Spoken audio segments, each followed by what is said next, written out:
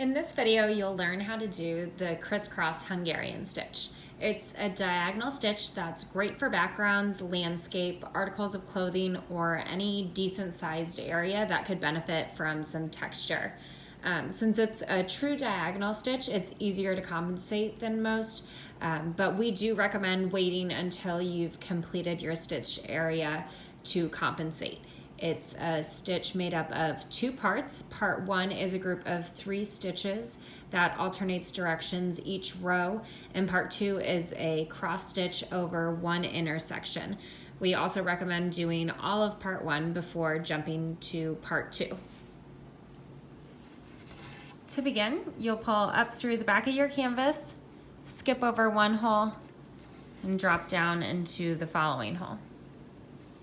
For your next stitch, you'll come directly beneath where your original stitch began, this time skipping over 2 holes and dropping down into that 4th hole.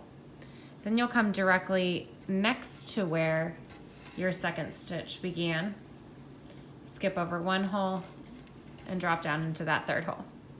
So the pattern for one completed stitch in the first part of your pattern is skipping over 1, skipping over 2, then skipping over 1.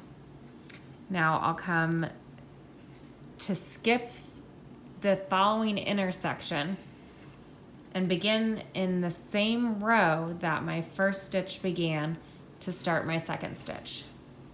Again, skipping over 1 hole, dropping down, skipping over 2 holes, coming directly next to it, skipping over 1 hole. Again, skipping over 1 intersection because we need to leave room for the second part of this stitch.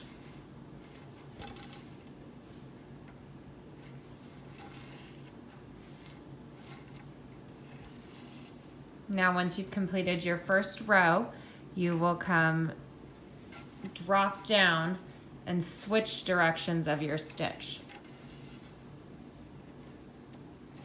So it's going to be the same exact stitch. I skipped over 1, I'm skipping over 2 now.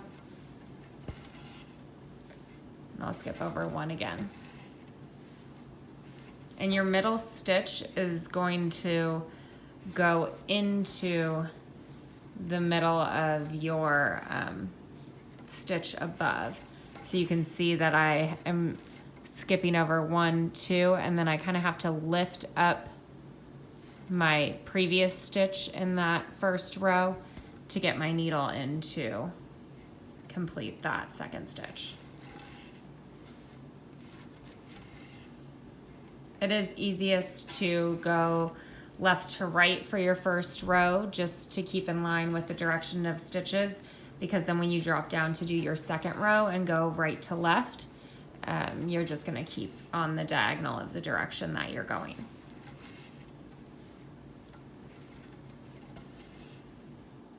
Once you've completed the first part of your design, you're going to come up into all of these empty intersections that we've left. So all you'll do is a cross stitch, meaning that you will cross over that blank intersection from both directions. So a tent stitch in both directions.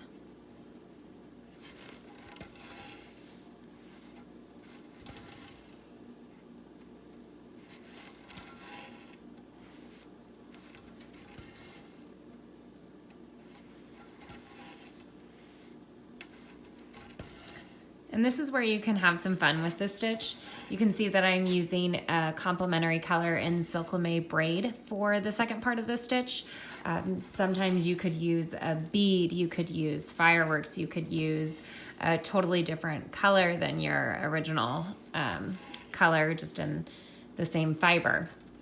So there's a lot of different things that you could do, all while adding even more texture to the stitch.